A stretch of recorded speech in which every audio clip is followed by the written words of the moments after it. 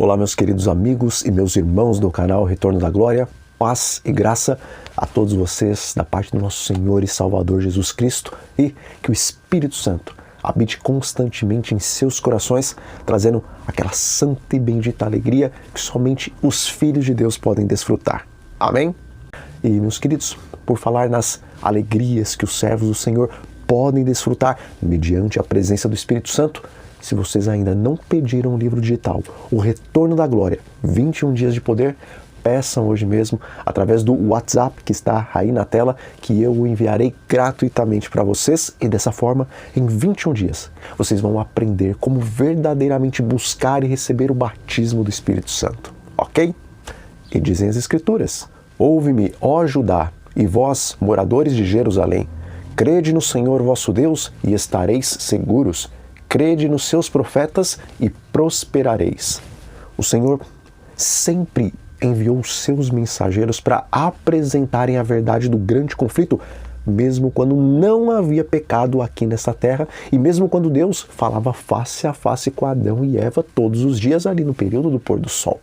E isso eu digo porque quando lemos o livro Patriarcas e Profetas, vemos que Deus constantemente enviava os seus anjos para instruir Adão e Eva com relação ao que deviam ou não fazer, a fim de se manterem seguros contra as tentações dos anjos que haviam sido expulsos do céu. E ainda no livro Patriarcas e Profetas, nós vemos o relato de que Enoque não apenas andava com Deus, mas ele também era profeta do Senhor. E como diz o Espírito de Profecia, constantemente ele voltava dos seus longos períodos de reclusão para as cidades ali, a fim de apresentar as revelações que Deus lhe havia dado com relação ao presente e também o futuro. E lendo Patriarcas e Profetas, vemos que os antediluvianos também sabiam do retorno de Jesus, porque a Enoque foi dada uma visão da volta de Cristo com seus milhares de anjos para ressuscitar os mortos justos e trasladar os santos vivos.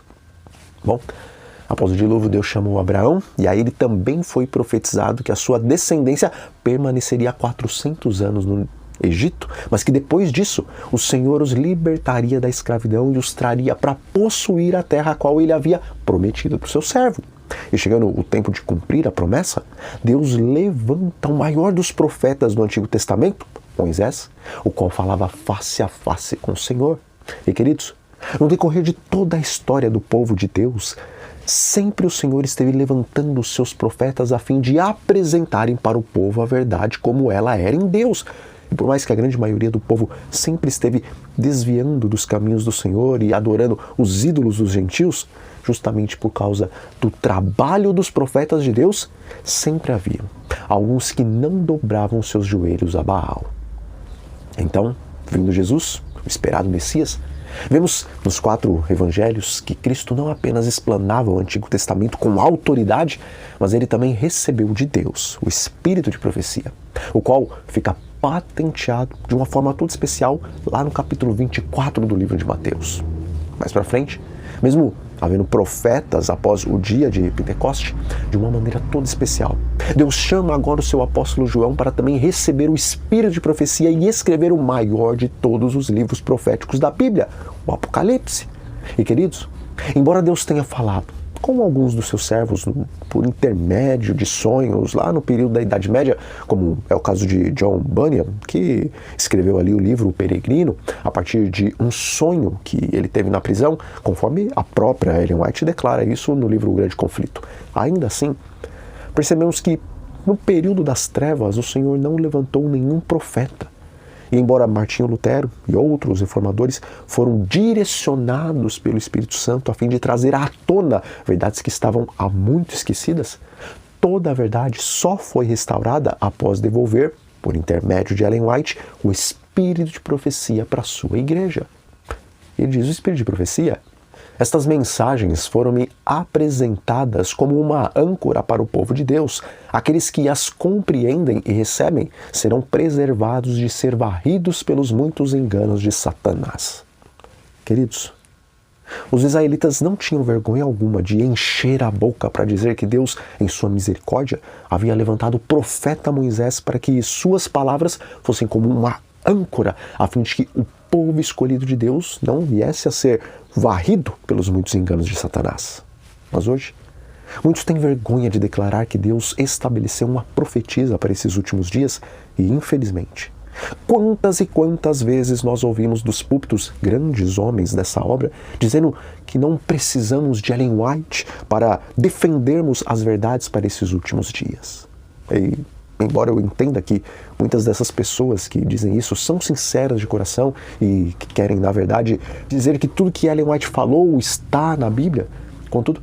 ao mesmo tempo em que todas as verdades que nós apresentamos ao mundo podem ser tão somente defendidas pelas Sagradas Escrituras sem precisarmos citar o Espírito de Profecia, fato é que, se tendo o Espírito de Profecia para nos explanar as verdades bíblicas para esses últimos dias, não estamos conseguindo compreender e pregar essas verdades, se não tivéssemos o Espírito de Profecia, hoje estaríamos em uma situação muito pior do que a situação a qual nos encontramos, porque se Ellen White diz que Deus concedeu para essa igreja os testemunhos por intermédio dela, a fim de que estes fossem como uma âncora para não sermos varridos pelos enganos de Satanás, tentar viver o adventismo bíblico sem consultar o Espírito de Profecia é o mesmo que desejar que o barco fique parado no porto sem lançar a âncora ou sem amarrá-lo com as cordas. Irmãos,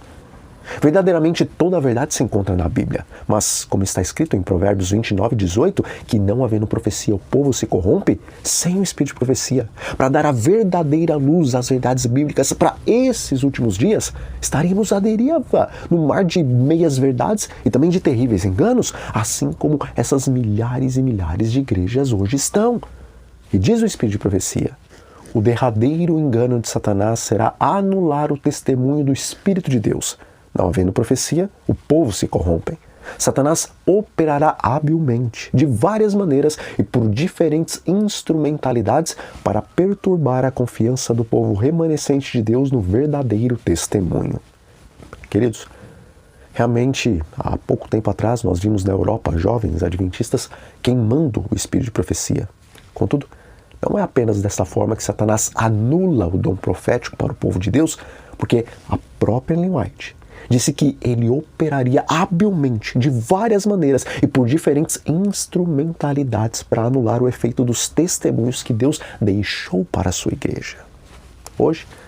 existem muitos e muitos dizendo que acreditam sim no dom profético de Ellen White, mas quando se apresenta para eles textos claros, falando a respeito da reforma alimentar, da reforma da música, da reforma das vestimentas, da vitória sobre o pecado pelo poder do Espírito Santo, do aperfeiçoamento do caráter pelo poder do Espírito Santo, do viver no tempo das pragas, sem um intercessor entre nós e o Pai, essas mesmas pessoas, tanto líderes como leigos, aparentemente começam a ter uma espécie de comichão nos seus ouvidos e não conseguem ouvir e compreender os claros textos do Espírito de Profecia e acabam negando descaradamente todas essas verdades que o Espírito de Deus deixou através da sua profeta.